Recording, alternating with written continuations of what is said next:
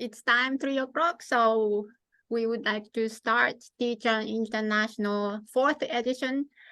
Today we go to Finland. Today's MC is Miri-san from Nagoya University 4th year students, and she's doing an intern at Tongari office. So please start. Thank you. Hi, my name is Miri and I will be your MC today. And today our guest is Mr. Mika Paalanne from Elemry. So let's begin. So today's content is I will briefly introduce about Finland. I'm actually not from there, so it will be like a really simple introduction, but then we will have a talk from Mr. Mika and we will have a Q&A at the very end. So during this webinar, if you have any questions you would like to ask, feel free to type in them to the chat. And if you are a Japanese participant, you can also do it in Japanese as well, and we will translate and ask from us. So first, let's see what impressions do you have for Finland? And for me, the first thing it comes in mind is like the scenery. It has a really like modern structure of buildings, and also the Northern Lights, which I really wanted to see when I was in Europe, but I couldn't. And then sauna. It's actually a really big thing in Japan now, so I think everyone wants to go to Finland once to explore. But first, let's see the basic information about it. First, the geography.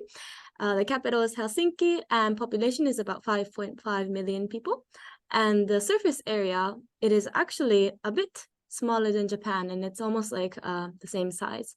And another similarity is that it is 70%, almost 70% covered in thick forest, and that is the same as Japan too. We have like almost 67% forest. And the main industry is forestry or like metal or like engineering, mainly like manufacturing. This is also similar to Japan as well. And also, this is also my impression as well, but there's a lot of designs are popular in Finland, such as Arctic, Itala, Mari, Mekos. This is like the 3 biggest like designing companies. And it is also really popular in Japan. And as I looked that up, I heard that the designs are really connected to nature, and this is like actually a thing in Japan too. We really like connect our image to like some nature, so this is why I think a lot of Japanese are really familiar with these brands as well. And also, as designing capital city, Helsinki was like chosen as World Design Capital in 2012. And lastly, like the movement, the characters in Japan, it is also really popular from like a younger to old generation, and everyone loves it. So let's take a look at the Finland startup ecosystem. In 2022, they have right now 3,821 and 7 unicorn companies. In 2021, overall, they raised 2 billion euros.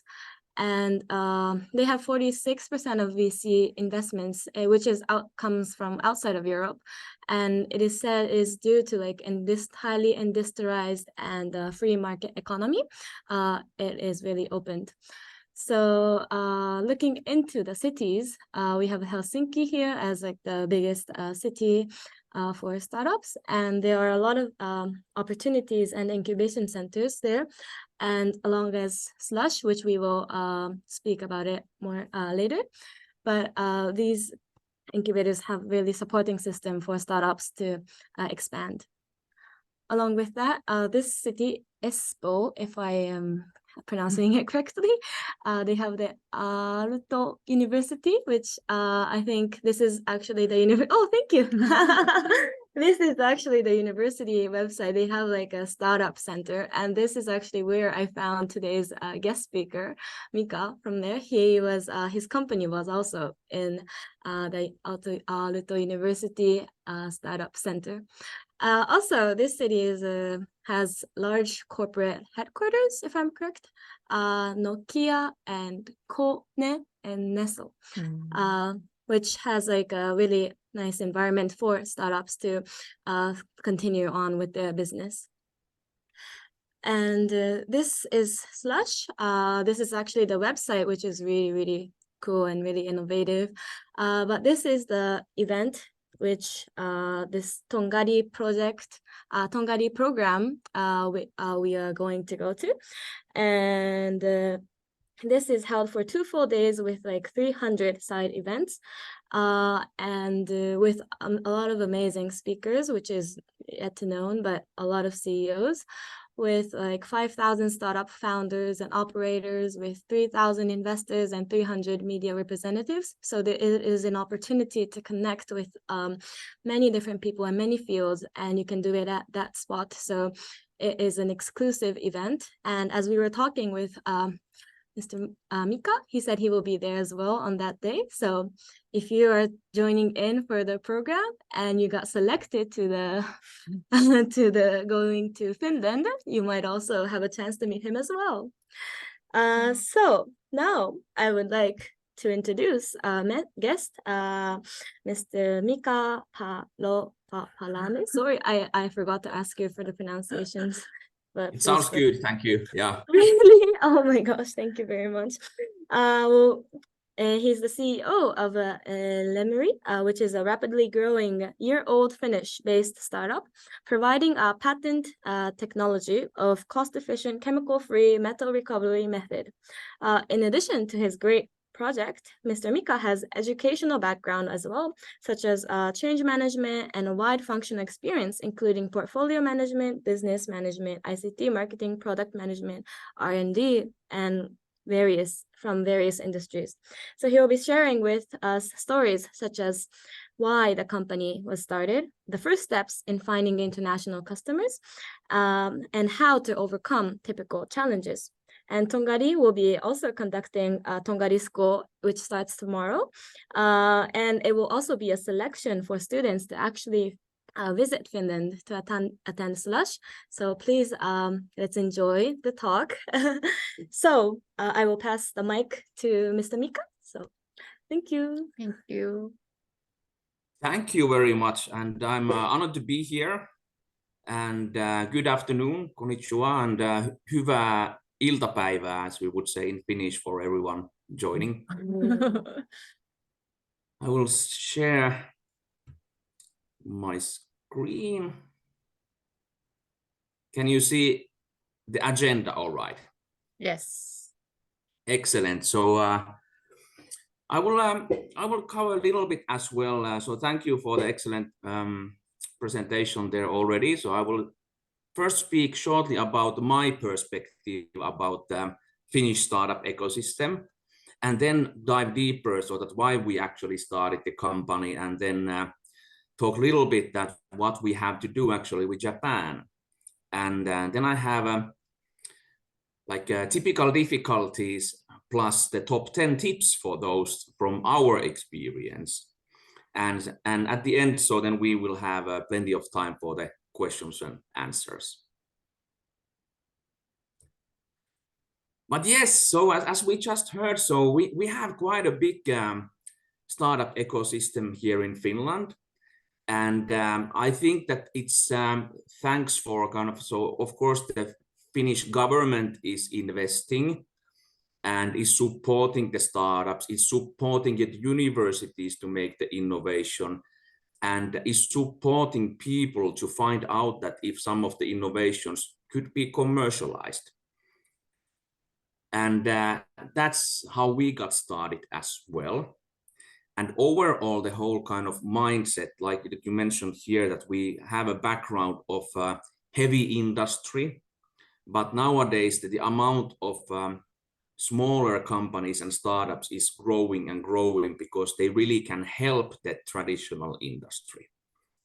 And this is something that we are doing as well. And so Elemry is our company. The name is actually invented by my kids. So I put a couple of letters on the papers and of those words that we are doing, and this means electrochemical metal recovery.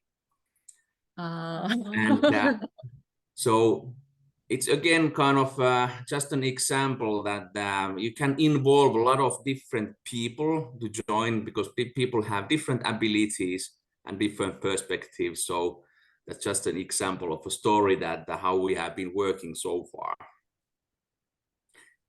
And shortly, if I explain what we do, so that we provide a new technology for metal refining. So our technology will be installed in the precious metal refineries that refine gold, silver, platinum, palladium, or copper, nickel, and other metals. And if thinking about why we actually founded the company, it's a combination of many things. But here is one way of looking at that. So if we look here, so we have kind of 4 different questions. The first one on the top is that what the world needs. And this is something that me and the co-founders of the company, so everyone was motivated that we just want to do something good for the world. And the second one on the right is that what the company is uniquely good at. So it's something that we can be best in the world. And that was clear. So my colleagues have been studying this new method from 2015. And it's really unique and clearly there's a big market need. So we already have, during the first year, we have acquired 6 international customers, and those are like the biggest refineries in the world. So we had kind of a driver. So we have a clear innovation that we can bring to the market. We actually, at the moment, we are the best in the world with that one. That is making the current metal refining much more sustainable because of 2 things. So it can replace all the current methods that use a lot of chemicals, and it's reducing lots and lots and lots of waste. Okay. And so if we then go to the left one, so here we have the same thing, so that what the people at the company are passionate about. So my passion is not in the electrochemistry, but my passion is that we actually have a best method in the world that can make the world more green. So I really want to do what I can so that we bring that to the market. And on the other hand, my colleague who has invented that one, so she really wants to see that the invention is used in the real world and solving kind of real world problems. So we have a bit of different passions here, but when you combine those, you get the very strong mix. And the last one here, so because it's not enough that we are super passionate and we are best in the world, we need to find ways that how we can create economical value.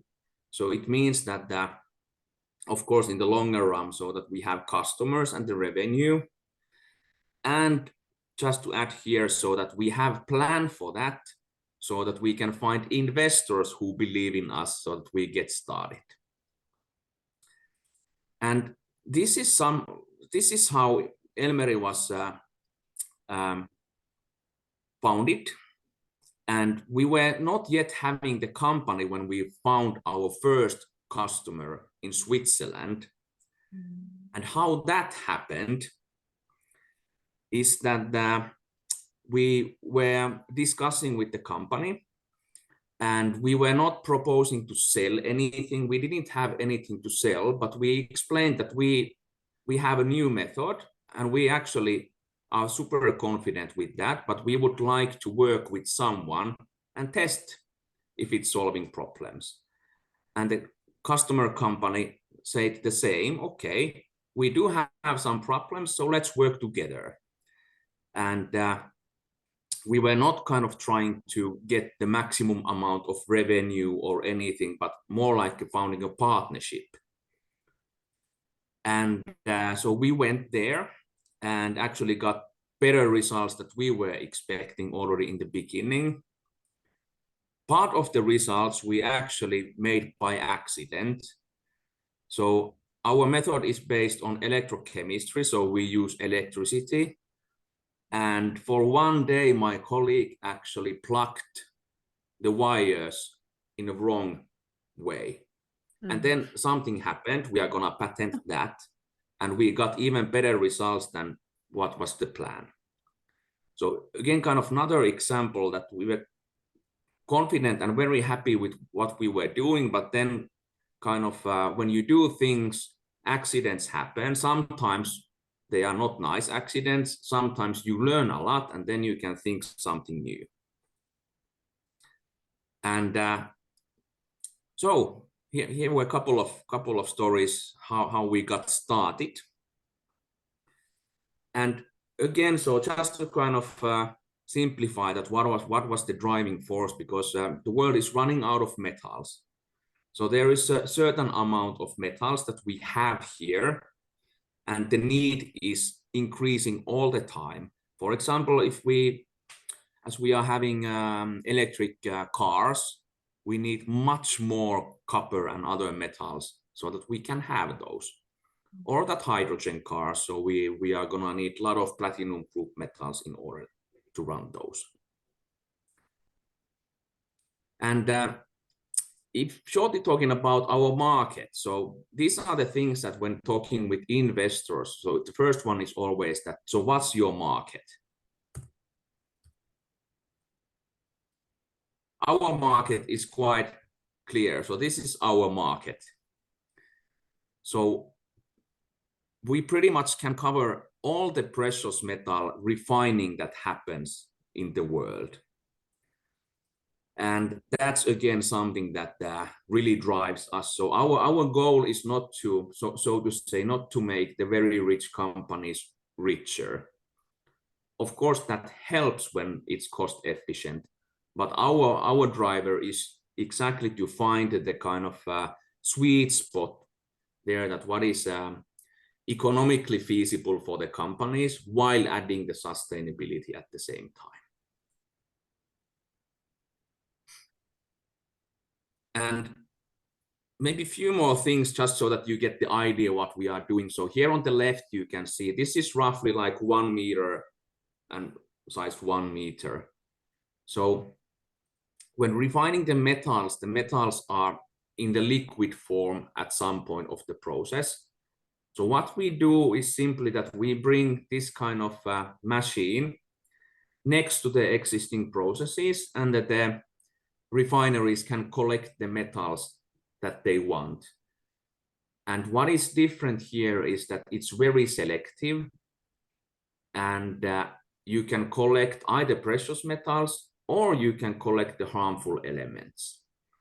And the other thing is that it's very sustainable, since there's no chemicals needed and it uses very small amount of electricity. So this is what we do. So we provide technology for the precious metal refining in the whole world. Of course, the Russia is at the moment out of our market. And what the companies can do, they can better circulate the metals. So this is boosting the circular economy, and they increase the cost efficiency and sustainability both at the same time. Okay, so we clearly have a kind of winning formula here. So what can go wrong, or what can be the difficulties?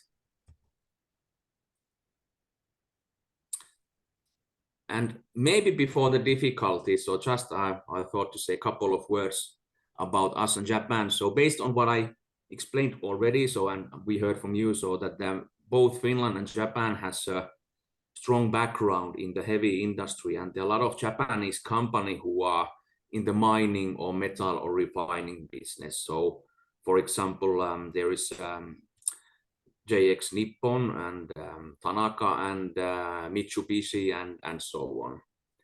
So naturally, Japan is one of the key markets for us from that perspective. Another reason is that, of course, traditionally Japan, at least how we feel in Finland, is that what we share in common is that there is a strong interest of developing technology and trying new technologies into the existing ones. So that is, of course, something that we are interested to work with Japanese companies as well and further develop our method and maybe do this kind of joint development and really kind of solve the problems that the companies are having. Okay, so difficulties or tips. So I have a kind of top 10 here. So I created this presentation for you yesterday based on my current feeling. So this is not kind of a presentation that I've been giving hundreds of times, but I thought that I will now share more my personal feelings and my co-founders, what we have faced during the path. So typically, I think that when companies think that what are the problem areas, so how to find customers, investors, do we have money, do we have contracts, how can I motivate the team, do we have too much work, can we take risk? So these are, of course, like the normal day-to-day work, things that the startup founders are thinking, but I have a bit different perspective today. So, number one, purpose. So why we are doing this? So again, let's say that we face a problem that we are having difficulties with money or something. What we normally do, okay, why we are doing this? So we go back to the passion and the different drivers, and it kind of gives us a lot of power and energy to push through these whatever challenges they are. And if looking vice versa, that if there's no purpose, so if you don't have a clue why you are doing the thing, then most probably these things are gonna take a lot of energy of you and your daily tasks. So number one kind of tip in my list is that really think the purpose, and it can change and it can evolve. So it's not something that you write once and you stick with that. Number two, courage. So I'm sure that if I would start listing 100 reasons that why I shouldn't have started the startup, I would find at least 1,000. So it takes courage, but on the other hand, well, if you don't try things, so then there's a limited amount of things that you can achieve. And again, when you are having the day that you are lacking the courage, you can always go back to think of your purpose. That, okay, what's the reason why I am doing this? Is this still important for me? And does it kind of give me purpose and courage to do this? And so things will go kind of wrong at many stages, but still having the courage is definitely the way forward. Number three is curiosity. So there's so much things that we don't know. There are so many things that we even don't know that we don't know. And this has been the key thing from the beginning. So the founding idea back to 2015 for my colleague was that, wait a minute, could it be possible that? And that question started kind of everything to go further. And that's still something that we keep on doing, so that we are throwing wild ideas and then we discuss with companies and we try to find new applications where this method could work. And of course, the other thing is that it's not the staying curious only for things, but it's staying curious for people as well, because people have different perspectives, experiences, and ways of thinking. And this is maybe when talking about difficulties. So this may be the most difficult thing for startup. So it's, as it says, it's start. So you need to start somewhere. You don't need to have the perfect idea. I don't think that many people have the perfect idea in the beginning. My personal viewpoint is that the most important thing is to get started. And then you learn, then you adapt, and then you change your direction. But if you don't start and you kind of spend all the time of thinking that where to go or how would that be, I guess that the goal is getting further and further away all the time. And so in my previous life, I used to work as a coach as well. And in there, I found or observed the similar thing that often people are trying to imagine that what is my kind of dream job? How does that look and where can I find that? And it's very good to do that kind of thinking. Personally, I wouldn't limit it to that because it's quite hard to imagine something perfect. So that when thinking either your dream job or your startup, it's very important to think and discuss that what are the things that you imagine there, and then start, and not to wait that until you find the perfect thing. Because after you have started, you probably learn more, and what you thought to be your dream startup or your dream job is not the same anymore.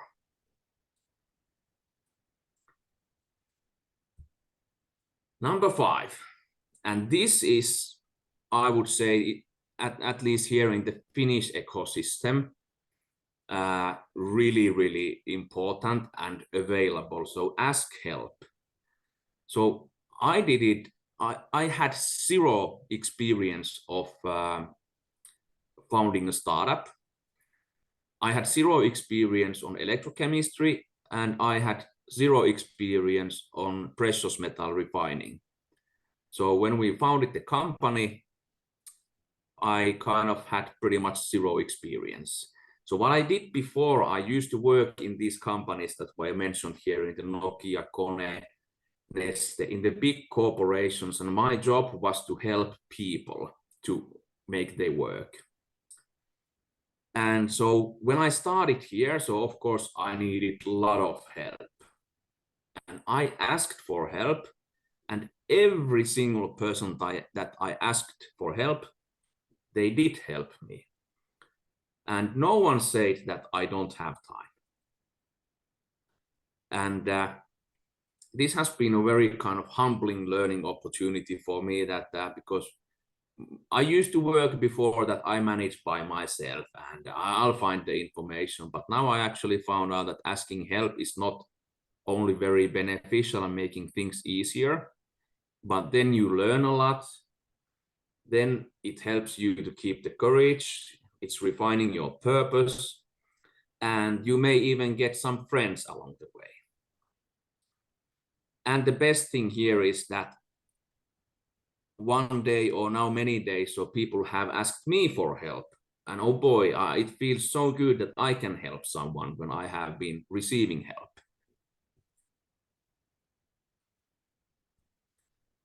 Yes, so learning. This was mentioned a couple of times.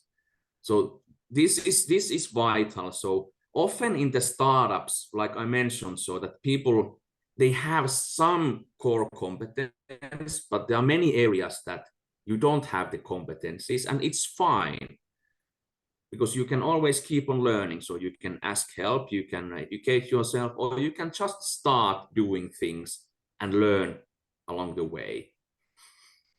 So for example, when we went to the first customers, so it was outside of European Union, so we needed to go through the customs, and we needed to get the equipment there, and we needed to get the work permits. And to be honest, when we started to work at the customer, we did not have the work permits. We did not have the custom documents. We smuggled the equipment into country. We know now how to do it, so it takes some risks. I'm not recommending you to take these risks, but many times when just doing things, then you are learning and you get much more learning opportunities. But the nice thing here in the startup that actually, and what I think that is important in universities as well, you learn to learn. So you don't need to know the things, but if you kind of learn the attitude that, okay, how I learn the best, is it by doing, or maybe I ask help, I talk with someone, then I do a little bit, and then I ask more help, or whatever works best for you. So this is something that you get very good at quite soon. And it's all about people. So we decided already before we founded the company that even though we are kind of technology company, so we provide technology for metal refining, we work with people. So it's people that we discuss with. Our customers are people, our investors are people, everyone who works in Elemry, it's people, neighboring companies, and so on. So this was a common value for everyone when we started, that we actually can, it seems we can decide that with what kind of people we work with. So we decided already, even we didn't have money, we decided that we don't, for example, work with investors that we don't like. If it kind of doesn't connect, or you don't share the values, or somehow you get the bad feeling, we don't want to do that. And it's same when we go to customers. So what we normally do is that we actually, it comes naturally, but we pay attention to that we try to get to know the people, so that we are facing the people, we discuss with them, and we are open and honest with them. And in that way, they are open and honest with us, and kind of there's a mutual trust and respect. And that's super important, especially like in our case, that we are still developing our method so that it helps the customers. And of course, it requires work, and if it's kind of requires the risk sharing as well. But that's again something that we have decided, and at least so far, it's really paying off.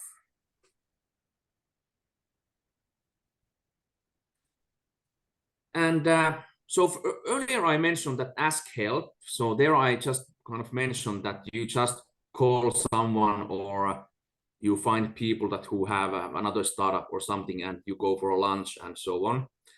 What I mean here, work with other professionals, is that you find real professionals and you use money for their services.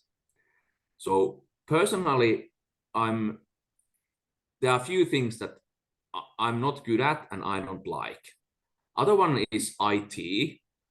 So if something is wrong with the, let's say, information security or the laptops or softwares, I really don't like spending my time for that. And the other one, for example, is accounting. Or third one that I play guitar, I sing, so I like music, but visually I'm not very gifted. So as an example, so we really needed the brand agency to help us with the logos and web page, which we are now working. So if you look at the web page now, it's old one, but we are now refreshing that. So that's something that we decided as well, that as soon as we can, we work with other professionals that they are really good at their job.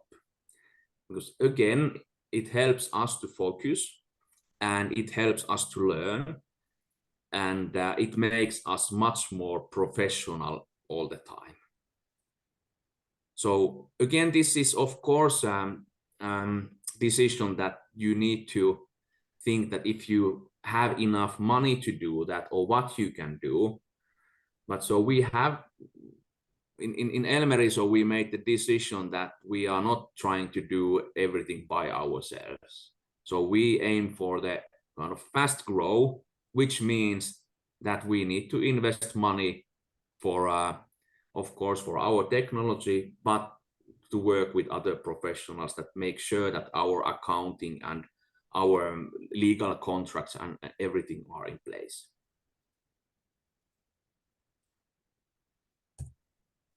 And having said that, it's value your own time and value your own kind of ideas and your know-how and the ability that you can do things. So if talking about the startups, so what investors are normally investing in the early stages more into the people who have founded the company than the technology. And this is something that it seems for me that the founders are not thinking. So they are trying to do everything by themselves often, or that maybe not valuing the idea or not thinking that I'm actually super capable and I may be the best in the world in exact thing what I'm doing. So this is something that now I've been learning, and now I'm coaching my co-founders that really, because now we have more and more people coming and joining us, that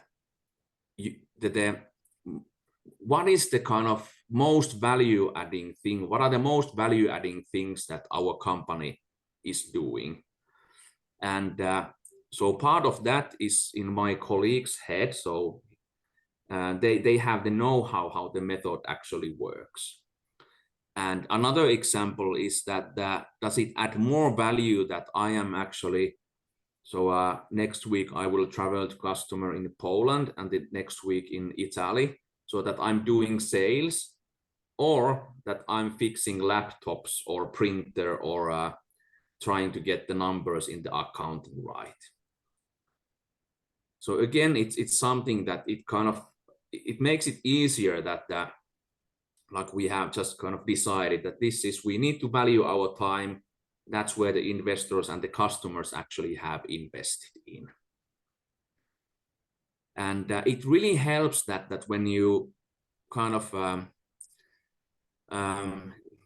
decide and discuss it with your colleagues and have it kind of as a kind of guiding principle, that when making decisions that should we invest a couple of thousand for example, for that web page renewal, and then okay, what is adding more value for the company, that I start to create the web page which will not be nice, or that we actually use money for that and I go and do sales.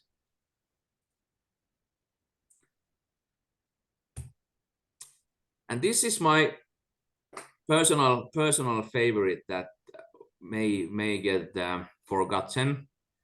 So while we are doing things what we do, so we are helping others to achieve their dreams as well. And partially, so it's of course that what I like to do, I hope that this is helpful somehow for someone here as well, and maybe getting some ideas. But it's same that when we work with our customers, so the people there, some may be, but most of the people are not driven that the global corporate is getting more profit. But for example, we have one customer that really wants to improve the process safety. So personally, he is having very bad chemical burns in his skin, and he doesn't want that. He wants to have the process that no one else is getting that. So we realized this much later, that actually why he wants to have our method there is that he wants to make difference there. So he really wants to make the process safer, and that's what drives him. And there are many people that really try to find the more greener technologies for the industry and so on. And it can be anything. So we don't know that what are the dreams for the other people. And this is not that is kind of we are thinking daily, but this is kind of back of the mind, like coming back to that, it's all about the people. And when learning more about the people, then you may learn that actually what is driving them and what are their dreams, and if you can somehow help them with that. And the reason that why I put this one here is that we decided as well that we don't build the startup so that we work for 15 years for 20 hours per day, so that one day we have something or we may not have. But we want to build our daily life. So personally, I want to have a good CEO life. That, of course, it requires a lot of work. There are challenges. There are a lot of days that there are challenges, but when overcoming those, it feels good. But at the same time, I want to live a good CEO life. And what makes that? Of course, a couple of things that what I like here in the startup is that I do have the freedom. I have the responsibility as well. And if I don't do something, I don't need to report to anyone why I didn't do it, but all the causes, it's on me. Fine. But this one here, that why I have this here is that this, I think that at least for myself, and I think for many others when I've been discussing that, is providing a good foundation for a kind of longer lasting happiness, is that when you are able to help others. And that's why I'm talking about this as well, because this may happen that you don't actually notice in your daily life that you have helped others, and it's fine. So certainly there are a lot of things that you don't notice, but this is important for me personally as well, and is one of the passions and purposes that why I want to actually do this thing as well. Then there's only one question left from my part. So what motivates you? So I leave you, before you have an opportunity, I'm happy to have all of the questions from your part, but I encourage everyone to think kind of that what comes quickly in your mind, that what are your drivers, what motivates you, what are you passionate about, and be open with those. So there may be surprising things as well. So this was the presentation of Elemry and a couple of things that we have been feeling very important when starting the startup. Thank you very much. Thank you very much. Then it was very life learning talk. Thank you. I think many of you have questions. So anybody who have a question, you can raise hands and we can unmute you, or you can put in the chat box, whichever you like the way. So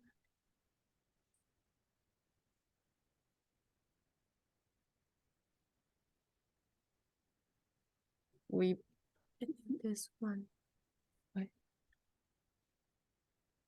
Oh, there's one question. Yeah. Yes, very good question. So that how do we decide what to outsource and what to do by ourselves, and if there are any principles that you follow? So yes, we currently we have principles. So maybe two principles. So the first one was what I mentioned, that what are the core things that the founders need to use their time. So we try to maximize my time usage for the talking with customers and leading the team and this kind of things, and the things that are not there. So these are the things that we try to outsource. And the other thing as well goes back to that, what motivates you and so on. So I don't know if this is a very common or good advice, but why not? If I can, there are some things that I don't like to do. For example, the IT things. So I'm outsourcing those because it's taking my energy. And and it's taking a long time from me. And the third one is, of course, these kind of things that really need to be done well. So what I'm meaning here is that the legal professional help, accounting and everything, that you just can't make mistakes there, and that it's actually really long kind of educational background that you need for those. And maybe fourth one is that of course, so now we are getting kind of more cash flow in. So it was different 1.5 years ago. We couldn't outsource a lot, so we actually outsourced only the legal and accounting. So nowadays, the principle is going more to the direction that outsource everything we can. Thank you. There's another one who raised hand. So, Obinuju, could you speak up? Okay. Hello. Hello. Konnichiwa. I would like to ask this question. When you were talking about looking for the company's purpose, there were 4 questions: what the world needs, what the company is uniquely good at, how the company can create economic value, and what the people at the company are passionate about. So for a startup company, you have this motivation and you know already what drives you, but you don't have partners. Because it's a startup, you're just starting, you don't have partners. So in that case, how do you answer the third question, what the people at the company are passionate about? How do you get people who are passionate, who have the same drives like you? Because you're just starting. So because this is about startups, right? So I believe it's probably you are referring to when 2 or 3 people have come together or something, but this time around it's just one person trying to start up something. So how do you find the people who are passionate, who have the same drives like you, and are passionate about what you are passionate about? That's my first question. Then the second question is okay, should I ask the second? Maybe I answer this one first and then let's go to the second one. So it's a very good question. And so in our case, the passion is not exactly the same for everyone. So it doesn't need to be the exact same passion, but you need to have some kind of passion and motivation to do the things. So like I mentioned, so that my driver is that I really want to kind of there's everything is in place. So I'm getting daily kicks out of that. I managed to bring this innovation to customers so that they use it so that the world gets greener place. My colleague has a bit of a different driver, so he wants to solve the problems that the customer is having, and he needs to work on this kind of molecular atom level, and he gets his kicks out of there.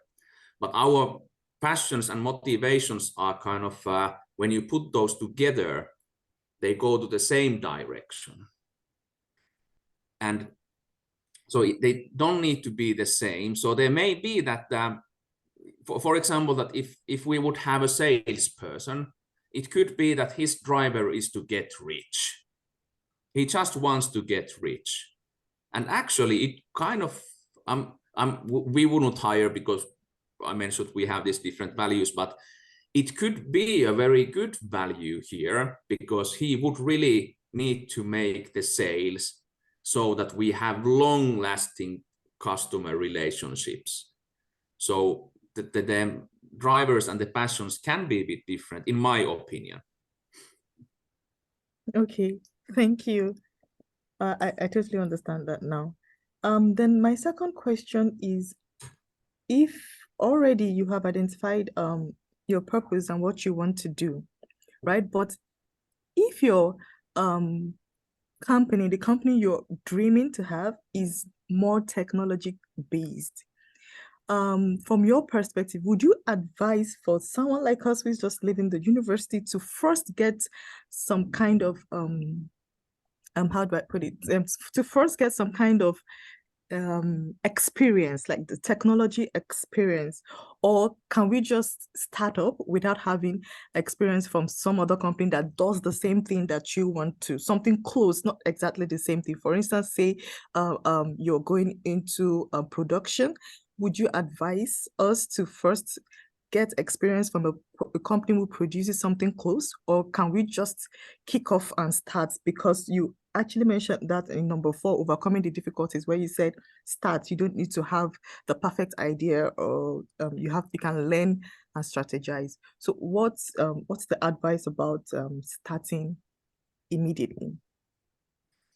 Yeah, so this is again a personal view, but I'm strongly for just starting, because you never know that what kind of things you learn or what kind of people you meet, and one thing can lead to another, and then you may find yourself. So for example, in my case, so actually the reason why I went to talk in the university is because I broke my leg. I was supposed to travel, I broke my leg. Then I met one old friend of mine, and who told that, hey, now you have time, go and talk in the university. So just like a very weird coincidence. And same here, so that just another example. So my friend went to a conference to make sales. He's got another startup. And so he really was trying to meet people. And after 2 days, he just kind of, okay, doesn't work. He went outside to have a smoke. He sat down. There was another guy and sat down and had to smoke. And now it's the customer. So that you never know what's going to happen. And personally, I believe that all the experience that you do, so start something, you learn something, then you go to somewhere else. It may be, for example, 5 years later that, hey, actually the thing that I did 5 years earlier, now I need that information. I can combine these things. So this is how has it been working for me here, for example. But so my encouragement is more for the starting things, trying things, learning, and then you never know where you're gonna end up.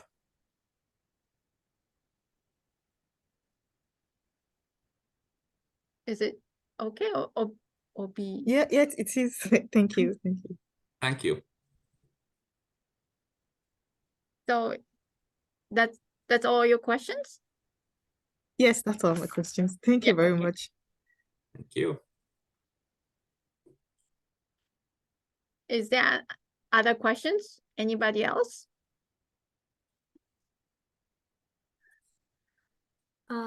Then I would, yes, I would ask a question after this.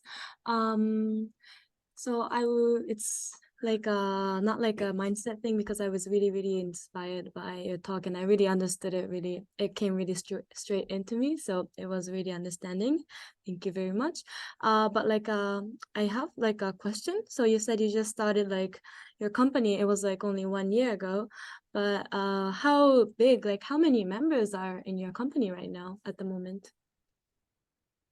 We are now 5 people and hiring 3 people.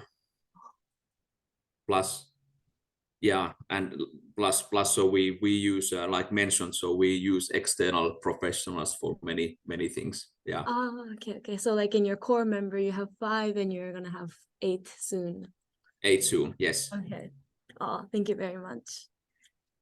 Can I ask also, like yeah, from the like after you like your colleague found like an experimental result, how long did it take to like actually go to the market? Like you say you went to the company in Switzerland, then like it's just really quickly started, or like how long did it take to, and how does the patent work? Do you have like do you apply the patent?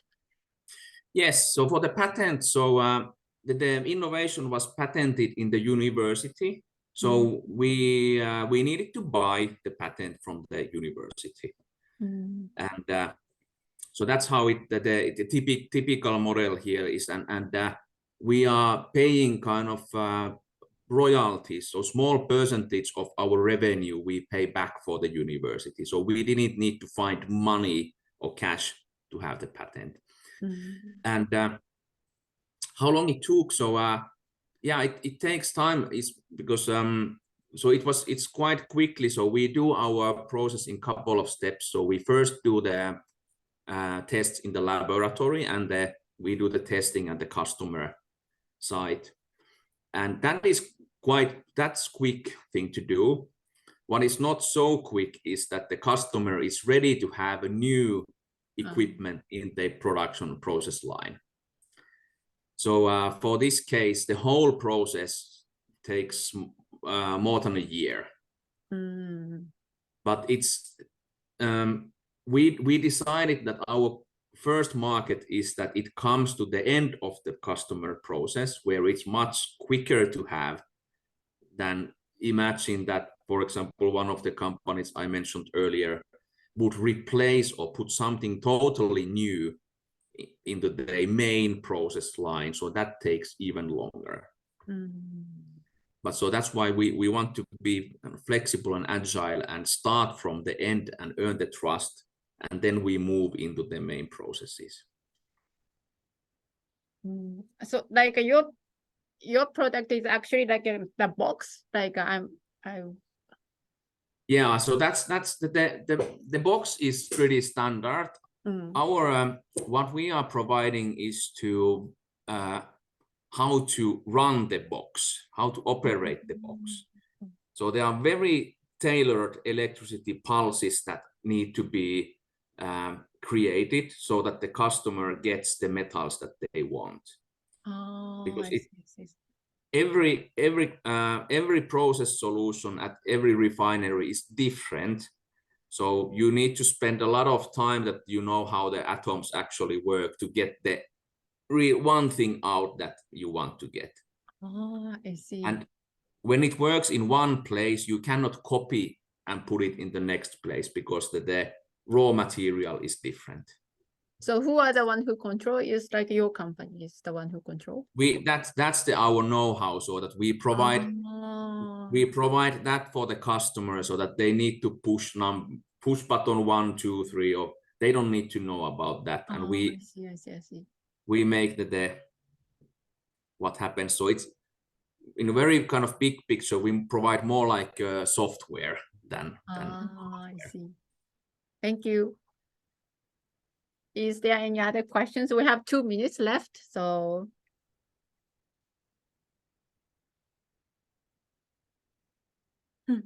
Okay. So for me, there's sorry, there's one. There's another question behind. Yeah, I'm not sure if this is only for me. Can you see this one? Not yet. Oh, yes. Oh. Yes. So I think I'm gonna need a little bit help with this one. Yes, we saw. We see. No more questions? Oh, okay. So from me, so I still was kind of interested in hearing how the system works for you, the company. So your main clients are they like companies, or like are they like people working in those like actual like rivers, or like in the they are the companies that create pure metals. So for example, gold bars or platinum bars or whatever, copper or nickel. So they use our technology in the production. In the production. Okay. Thank you very much. I really understood. Thank you. So it's already time, but it's a lot of learning about like not only about your company, but like a kind of life learning session. And it was really, really great session. Thank you very much for your time. Thank you for having me. This was very great. Thank you very much. Then we would love to meet you in Finland at Slash. Excellent. Let's be in touch. I will be here. I'll meet you then. Thank you. Thank you. Okay. Thank you. Bye bye. Thank you very much. Kiitos. Kiitos.